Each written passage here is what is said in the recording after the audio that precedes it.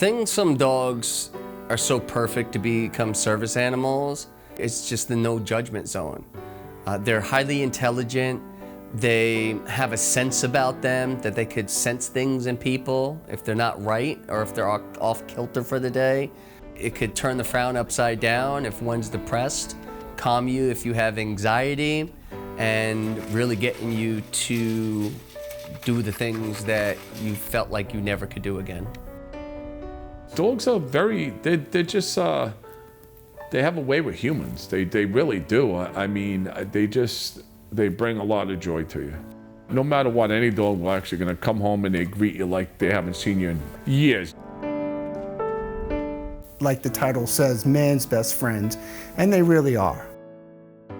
You know, they do everything for you and out of love. Dogs want to be loved and they want to give love. They don't want to be abused.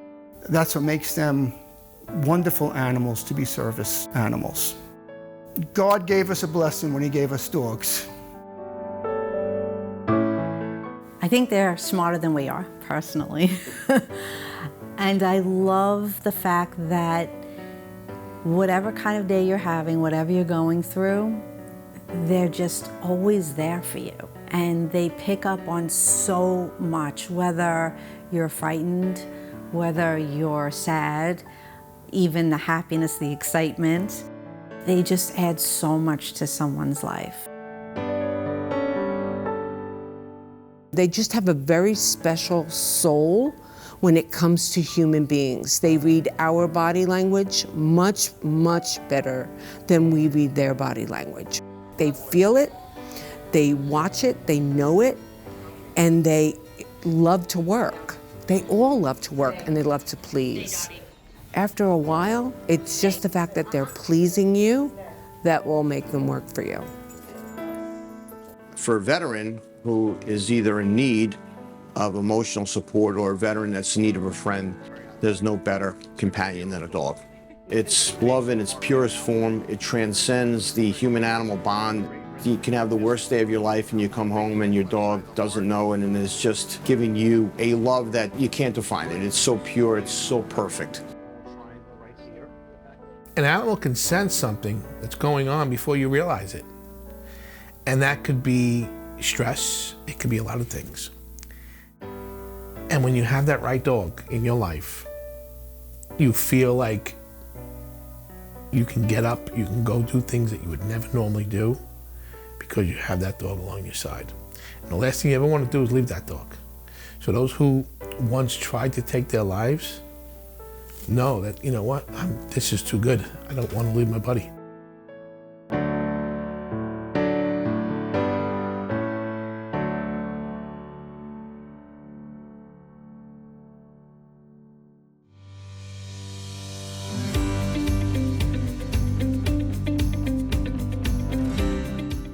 Those deep unspoken bonds are exactly why Paws of War exists.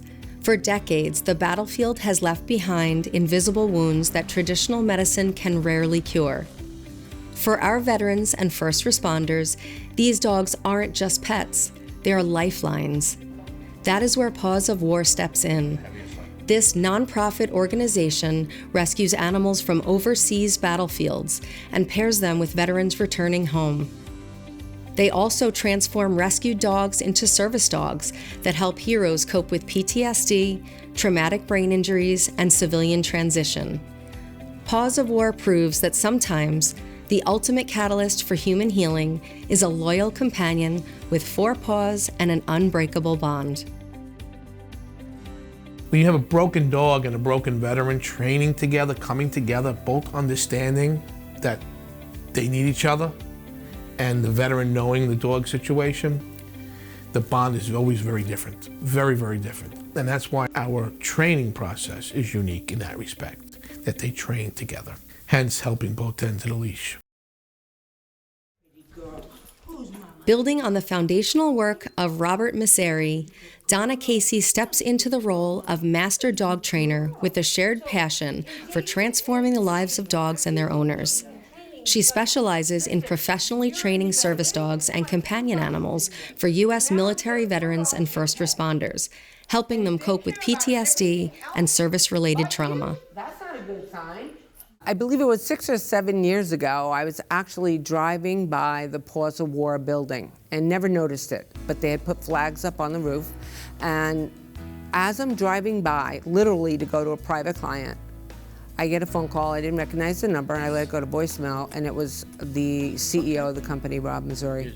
Apparently, I had trained a dog of a friend that he knew, and he couldn't believe how the dog acted. It was a little Frenchie, and I called him back. I went in, spoke to Rob around 6 or 7 years ago, and I was not actually hired to be what we call a ringleader, a classroom leader. I was actually hired for those that were so disabled that I would go to their homes. Shortly thereafter, Rob asked and asked, we really want you in the classroom. We want to see how you do in the classroom. And I loved the one-on-one. That's what I do in my personal business. But I said yes, and it was the best decision of my life. I got to learn that our freedom is not free. I got to learn how hard people fight every day to wake up and why they need these dogs to help them get through life. Donna, one of our trainers, is very good with our members, and she gets it. She gets their bad days, their good days. She understands their plight on a regular basis. And she always knows, because she's been there so many times, that when that person comes in, that person's kind of a little nervous. She knows day 3, it's 360. The most important thing is she sees those results. She sees those same veterans smiling, thanking her. I'm alive because of this dog. When you're in a classroom environment, you're hearing everybody's story. You're watching every dog. There's so many different moving parts. It opened up a whole new world for me. Paws of War taught me that there's so much to learn, so many people to help. From a personal perspective, there is no better feeling in the world than paying it forward to those that put their lives on the line for our freedom. And they come back and they need a reason to live. They need a reason to want. They need a reason to interact. And I get to see at the very best of the level, a dog and a person walk out of here whole, one. They're a dog team. It's just amazing to me, the amount of heart between dog and person. That's mine. Leave it. Service dog training typically progresses from levels 1 and 2, which focus on establishing basic obedience, communication, and foundational household manners, to levels 3, 4, and 5, where the dog masters advanced public access skills and learns specialized tasks tailored to their handler's specific disability. Basically right, left, but it's around. In this particular program, level 1 and 2, basic obedience, real basic stuff. Sit when I say so, down when I say so, stay when I say so. 1 and 2 word commands.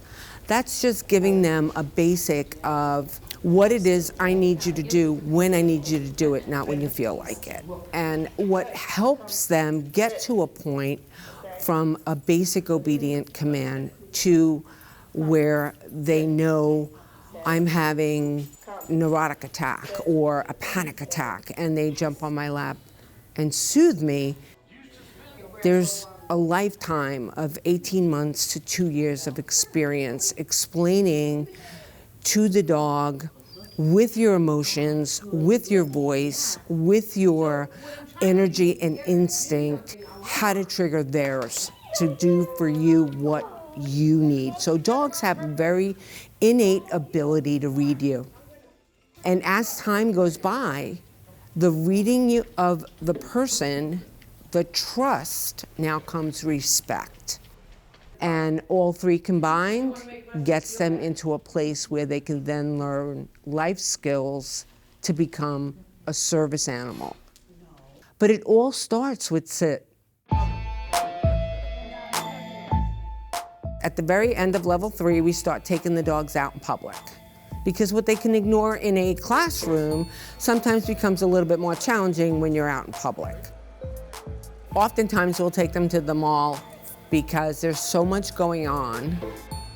The sound effects in a mall are different. There's music playing, there's people walking by, and we want them to be able to stay as we walk away from the leash just as easily as if they're in a training room or if they're by themselves. So we go to the mall quite often. And we also go because we want the strangers to be the distraction. We don't want just the people they know to become comfortable with that, and then when a stranger walks up, they don't know how to react. So it exposes them to many different people, kids, and other dogs as well. Then all of a sudden, the dog will learn, I stop, it sits, and it will let that other dog pass without a ruckus. The other dog could be barking, whining, crying, they want to play. It is really about the dog being able to listen to your verbal and nonverbal cue to leave something, learn to ignore it because they're working for you. Good boy. Level 4, we start to take them out to hardware stores, restaurants. We try to get them to learn how to pick up on our emotions if we're having a hard time, and they start to learn how to lead us to an exit or just get us outside so we can take a breath and then come back inside, and they'll sit at our feet to keep us calm or center between our legs to show us that we're safe and they're safe. So it works both ways. Not only are we teaching the dog for the human, but we're also teaching the human for the dog. By the time they graduate level 5, the most important thing in the room is the person they walked in with, which is their owner, people they live with, and their safety and love and companionship. While many dogs are excellent companions, not all of them make good service dogs, because the role requires a rare combination of flawless temperament, unwavering focus, and specialized physical health to perform life-saving tasks in stressful public environments. Between level 2 and 3 is when we decide, is this dog service material? If it's not service material, in other words, it simply can't avoid another dog. It simply will never get used to being in a crowd or being in a store. Then we have to turn to the owner and say, listen, we can either take the dog back and you love it, it's your pet now, or you keep it as your pet and we make a different choice for a different dog. It's difficult because you love that animal, you've been with them through a training program, but quite frankly, not every dog is made to be a service dog. We're very honest about that up front. The harder you work, the better your dog turns out. Paws of War has not only made a difference in thousands and thousands of people's lives, they also make a difference on the other side of the leash for the dogs. They rescue dogs all over the world and reunite them with service members that otherwise these dogs would be left in the wild and probably die. That animal's everything to them. And the last thing they ever want to do is leave that animal behind. They get survivor's guilt, believe me, they tell me that. Because it's not like they're going to walk off and just be okay. It's not like that. We jump into action. We do everything we can. These are countries that are extremely dangerous for certainly Americans. So unfortunately, we do have to put our teams on the ground many of the times to get these dogs out. But it takes a long time. It doesn't happen overnight. The hurdles are certainly the risk, the amount of process and paperwork and import permits, CDC rules are very complicated. The average person would say, you're doing all that for an animal? Expense and time, and I tell them, if you spoke to one soldier that had to leave that animal behind, and you spoke to one soldier that was able to bring that dog home, you'll understand why. When I look at the sacrifices Paws makes to help not only the animal, but the people, the saying that they do truly help both sides of the leash, it couldn't be more true. It couldn't be a more accurate statement.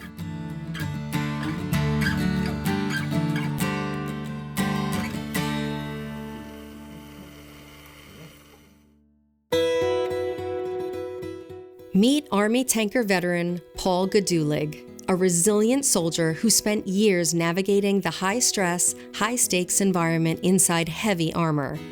After returning home, he faced a new, invisible battlefield, severe PTSD and illness stemming from his time in service. To reclaim his independence and find peace, Paul partnered with Paws of War to be matched with a specialized service dog. Unfortunately, Paul lost his first dog, Mateo, to a rare liver disease, and now has a new dog, Leo, who is in stage 3 of training. Ever since he was a young boy, joining the military was the only path he ever envisioned for himself. Wanted to join. It's something I always wanted to do for my country. I always wanted to join the military. I enlisted in the United States Army in 1995. I served 3 years as a tanker, 19 kilo. It's a heavy track vehicle, has a 120 millimeter gun, 50 caliber on top, 240 coax, 2 of them. 1 in a gunner spot. There's 3 men in the turret at the top of the tank that spins, and there's a driver that sits below. I had the opportunity to drive and actually load the tank during my time. Paul was stationed at Fort Riley, Kansas, and developed severe health complications after being exposed to the residual depleted uranium from Cold War-era M101 spotting rounds. I was exposed to something in the military. Uranium, radiation, some other chemicals and stuff like that over at Fort Riley, Kansas. It was stateside. Not just myself, but the whole company. It's still going on now. It's getting worse and worse as the years go by since I've been in. I've had quite a few issues. Everything I have is neurological. Everything I have is with my head. I still have chronic pain. The pain, I don't wish it on nobody. I have 3 devices inside me. Before I had these devices inside me, I was wanting to sit in the bathroom. Don't want to be bothered. Very bad attitude. Road rage. I didn't want to talk to people. I wanted to be left alone. I wanted to be in dark places. A lot of bad thoughts going through my head. About a year after getting remarried, I started going downhill with the pain, the depression. Lost a lot of friends from suicide because of it. Paul turned to Paws of War to help cope with the severe physical and psychological challenges following his service to our country. Donna has been our trainer ever since from Paws of War. It's been a blessing. She's an amazing woman with the dogs. Paws of War is absolutely awesome for what they do. Down. Stay. Down. You saw my truck. They wrapped my truck for me because that's how much I believe in them. I don't think anybody could say anything negative about Paws of War. From the top of the list, from the guys who are in the office, to the people who are taking care of the dogs, the volunteers that are going throughout the night to walk the dogs, the veterinarians that help out Paws of War. Without all these people, guys like myself and other veterans and first responders would be lost. I could never afford to do this. It's a lot of training. It's a lot of money.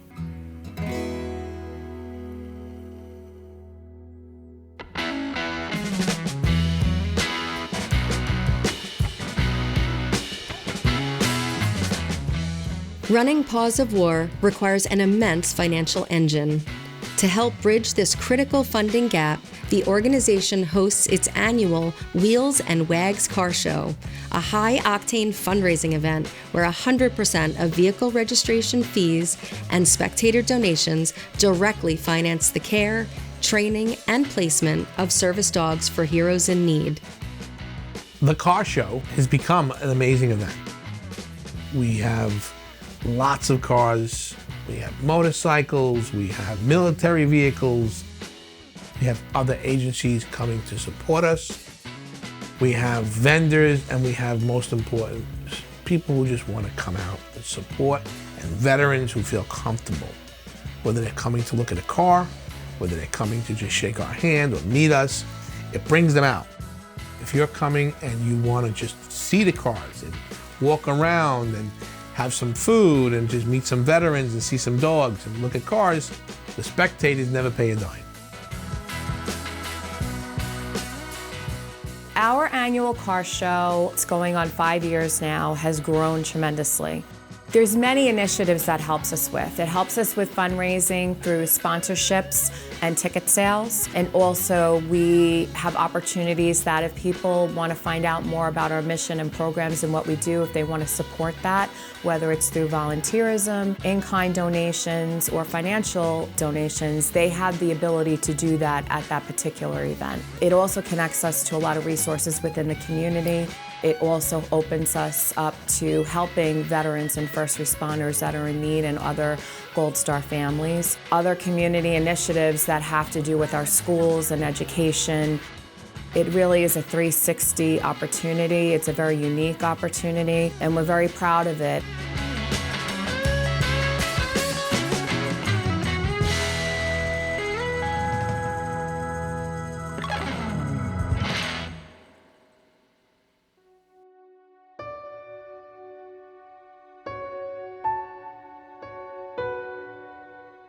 Meet Gerard and Jeannie Leonard.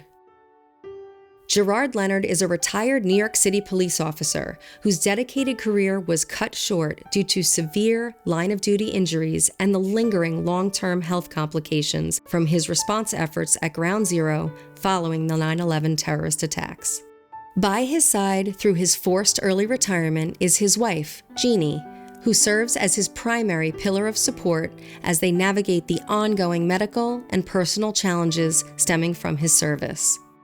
I worked steady midnights in the 110th precinct. My whole career was midnights. People don't understand unless you have a spouse that is in the police department or the military. You just always are hoping and praying that they'll come home the next day. And working midnights is a little crazier than working during the day because pretty much nothing good happens after midnight.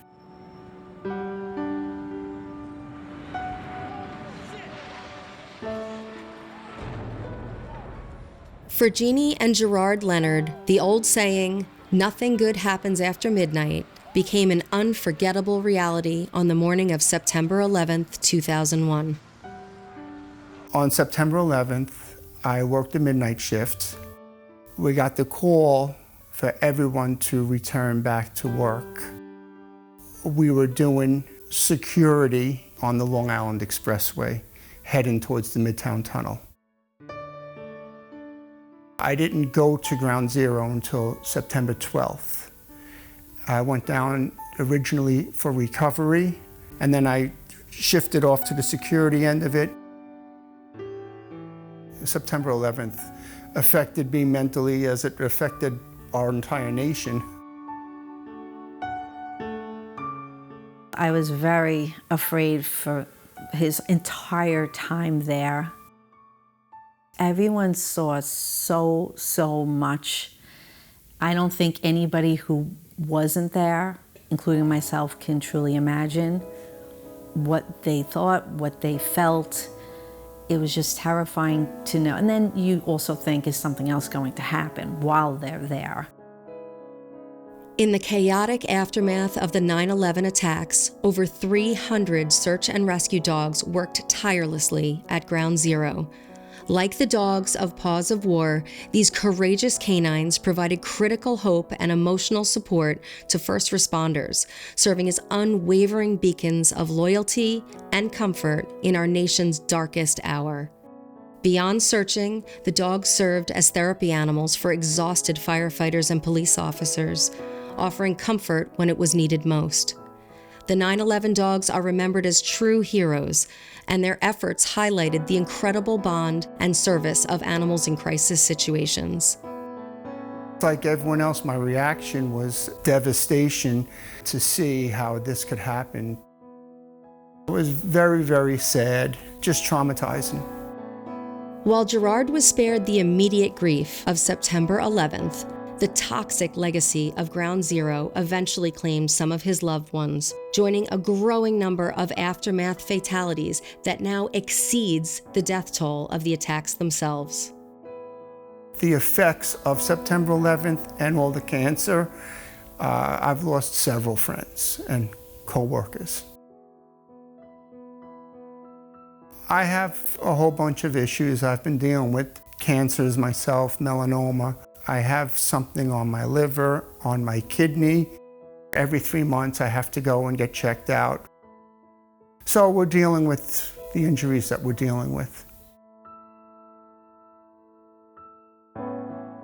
After and during the aftermath of Ground Zero, Gerard's career was cut short by an injury on the job that cost him his health and his path in law enforcement. I hurt my shoulder, actually effecting arrests on someone who didn't want to be arrested on the 3rd story of a location, and we ended up going down the stairs together. And I reached back with my right arm to grab the railing, and it ripped my shoulder. The injuries definitely led to an early retirement because after having shoulder surgery, knee surgery, and back surgery, the city of New York thought that I was a liability for maybe a lawsuit, so they forced retired me. After being forced into medical retirement, Gerard and Jeannie discovered an organization dedicated to pairing wounded veterans and first responders with elite service dogs. We discovered Paws of War through somebody that I was working with who was volunteering there at the time. Paws of War was having a clinic, and then she was telling us, she said, you know, your husband is a first responder, and we had just gotten Titan, and she had said he definitely could be in the program. We went down there and met and filled out an application, and the rest is history. My service dog's name is Titan. He's a pit bull mix, super friendly guy. He was a rescue dog through Miami-Dade, Florida. He looked like such a wonderful, docile dog, which he is, that we adopted him. And then it wasn't until like 4 years later that we were introduced to Paws of War. It took about 2 years, and he went through all levels, which there are 5, and he graduated level 5. He's very helpful and supportive if I'm sitting down to help me getting up. He's also brought me out into the community, which I normally wouldn't have done if not for the service dog. And it gets me out into community events now, and that helps me. We also had Maybelle. She is in training to be a service dog. She was owned by a veteran, and he had to give her up, and he brought her to a shelter. And when they found out that she was a dog from a veteran, they called Paws of War and said this dog really should go to a veteran or a first responder. And then she was at Paws of War, and they needed a foster for her. So we agreed that we would foster her until the right person came along. They do have strict criteria to adopt out a dog. She's going to stay with us. We're putting her through the program, and we will see how that works out.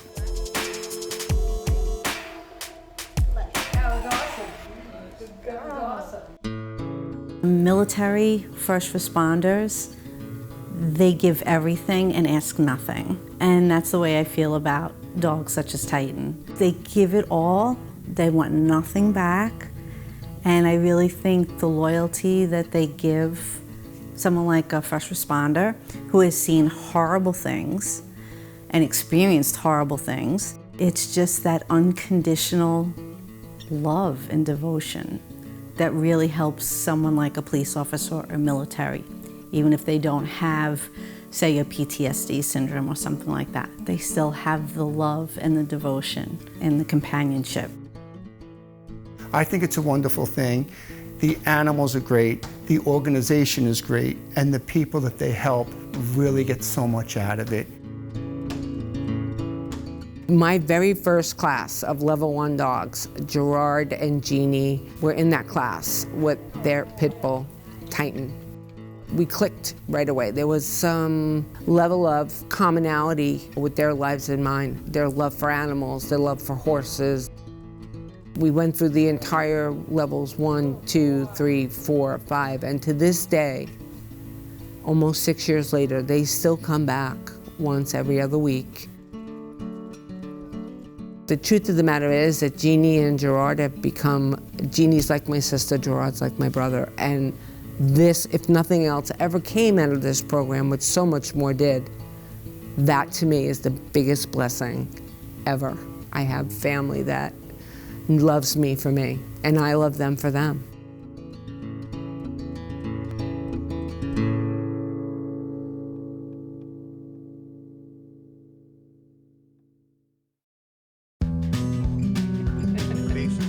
Driven by the belief that unconditional love deserves uncompromising care, the Paws of War Mobile Veterinary Clinic brings life-saving medical services directly to the pets of veterans and first responders. By removing the financial and physical barriers to veterinary care, the mobile clinic ensures that these cherished four-legged family members remain healthy, safe, and right where they belong, by the sides of the heroes that rely on them most. Operating out of a customized, state-of-the-art vehicle, this traveling outreach initiative is staffed by volunteer veterinarians and technicians. This clinic is for veterans and all first responders. So it's anybody that has a dog or cat that needs, basic veterinary medical care. What I mean by basic veterinary medical care, preventative medicine, shots, vaccines, and along the way, because I am an ER doctor, I will help them diagnose conditions that should require or necessitate a visit to their regular veterinarian. As their doctor, I am not only helping that veteran's dog or cat, but I'm also, if I can, putting them at ease with questions about future medical care or present medical conditions. And I give them a sense of a plan and let them know that I'm always here for them. And once they know that, it gives them a sense of security. Funded entirely by donations and community grants, the program removes financial and physical barriers to ensure that heroes on fixed incomes never have to compromise on life-changing animal companionship. We have veterans that are living on an extreme fixed income, and they don't have the resources to take that dog in or that cat into a veterinarian. So we provide those services, and also we find a lot of veterans in need from the clinic that are not registered with the VA. They're not on anyone's radar. They're not on a general list. So they've been living in isolation, and this clinic gets them out. It's a great opportunity for us to meet them and really start helping them. So this truck not only helps the animal, it's really making a change in the veteran's life too. The freedom that we have, it's been earned. And it's been earned by the men and women that come here who have given their time freely to this country and have served this country. So there's no better cause than to help somebody who has helped us live a free life. I'm a former New York City police officer, former New York City firefighter. So I was at 9/11. So this is a cause that is very, very, very dear to my heart.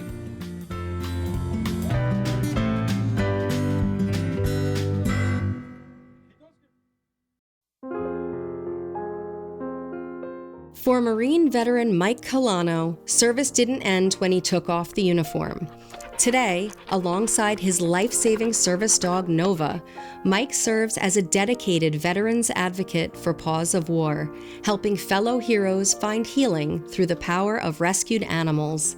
But long before he was saving lives at home, his journey began with a definitive choice to answer the call of duty.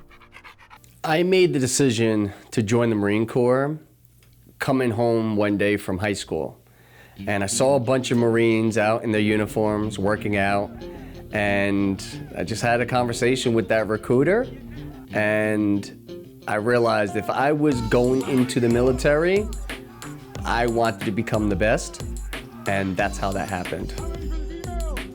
I went to boot camp. I started in 1999 at Parris Island, and I got the opportunity to walk on those yellow footprints. In the beginning, it's a culture shock, but due to my upbringing, after the first 2 weeks and the adjustment period, it was easy.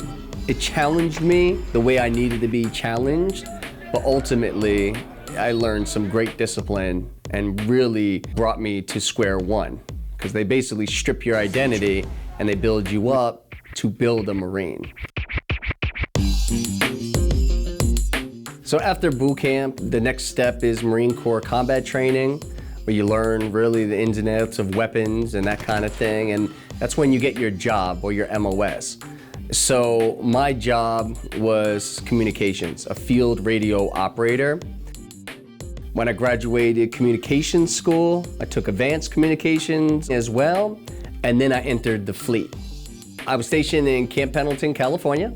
That's where I lived 4 years that I was in. I deployed twice. My first deployment was something called a Westpac, where we go to the Western Hemisphere to show our strength as American forces, and we tour many different countries. One of the main reasons I wanted to go in the Marine Corps, to travel and then go to school, because understand it was peacetime when I went in. And it really opened up my eyes that the world is bigger than just New York City. The events that transpired to needing me to get a service dog, even on my first deployment, I was 2 days off the coast of California when 9/11 happened.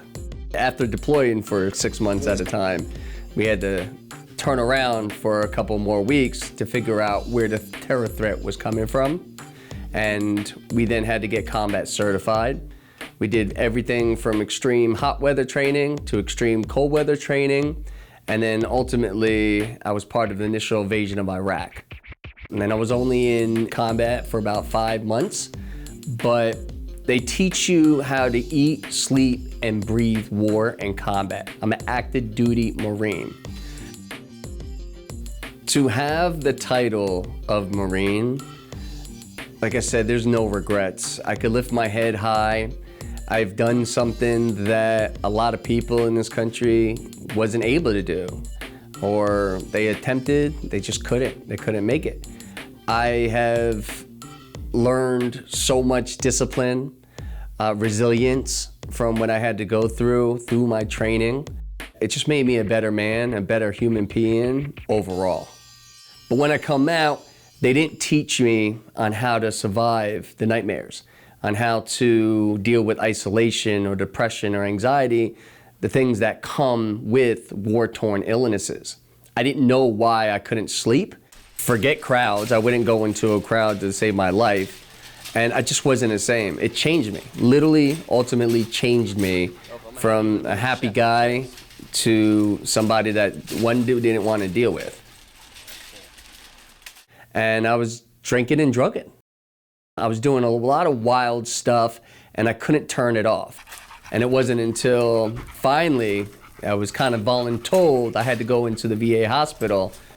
I was still actually actively in the VA hospital in the PTSD unit when somebody said, hey, a service dog will be beneficial to you. I started calling all kinds of different places and organizations. And then finally, someone mentioned a Paws of War. They were efficient, they were quick, and I felt loved or heard again. They set it up to a point where a trainer came to my house, evaluated my dog, and said, yeah, this will be a good dog to go through the program. The experience was nothing but love and excitement to really start my next chapter.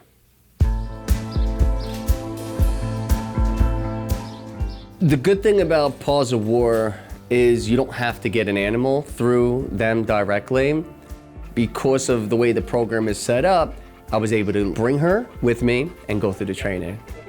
And then I realized, even though I have 5 kids myself, I had another living being that was bigger than myself that I had to take care of so she could ultimately take care of me.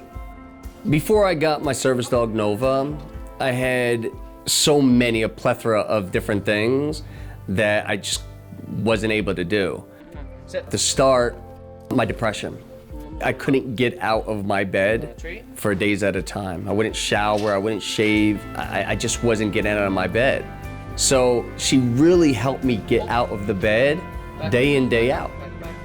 By the end of the 2 to 3 years, how long it takes, from nose to tail, you know everything about that dog.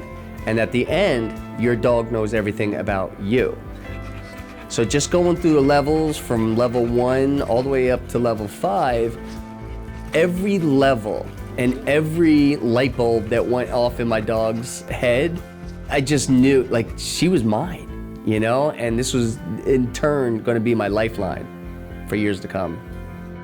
For veterans like Mike Colano, a service dog like Nova is a literal lifeline, constantly working to provide essential support. To ensure these highly trained animals can do their jobs effectively, the public must follow strict rules of etiquette. The proper etiquette for a service dog is not to approach the dog and just to pet the animal. Because if you pet that animal and it has that vest on, it's working. So if it's distracted, then it can't do the job that it needs to be for me. Because people don't understand the laws, whether I go into a public park and I may get approached, they say, oh, no dogs allowed. It's not a dog, it's a medical device. So I feel like people need to have a better understanding of the laws and the regulations surrounding service animals.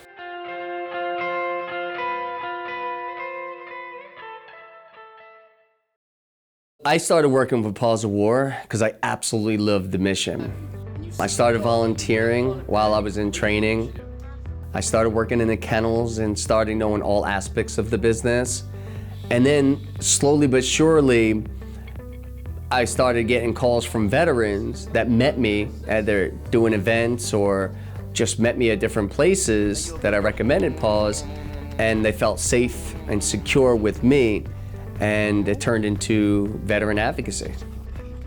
My family does see the resilience and how I am in the community, how I go out of my way to help other veterans in dire need of some help, that they see the effect of my work through Paws of War and how it's changing lives, just like it changed mine.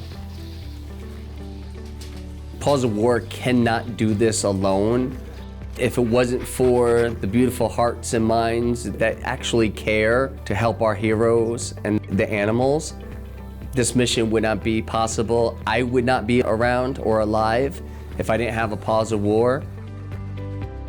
So if you're looking at me, you're hearing my voice, this program works. And if it could work for me, it could work for anybody.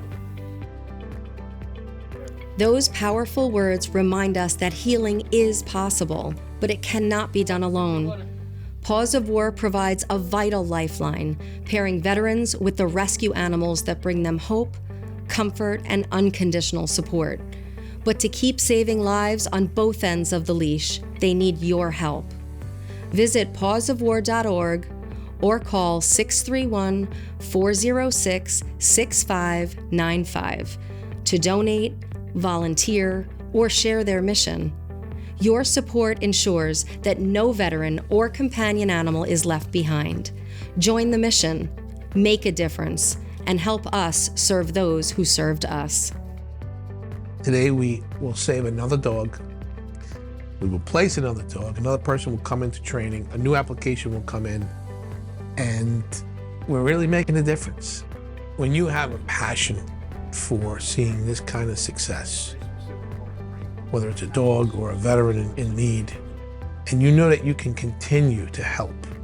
You have now all the resources, you have the support team, you have volunteers, you have great people willing to do great things. Every day you say to yourself, if we can do that today, what can we do tomorrow? And that gets you out, that gets you going, that makes you want to stay late, that makes you want to work the weekends. Why? Because more dogs, more veterans, more lives saved. How do we stop doing that? How do we stop helping these heroes? The simple answer is, we don't. When our heroes return home with scars we cannot see, the bond with a rescued animal isn't just a comfort, it is a lifeline. Paws of War doesn't just train dogs, they rebuild lives at both ends of the leash. Paws of War proves that love can conquer the deepest scars. For Smithtown Spotlight, I'm Cheryl Brooke. Thanks for watching.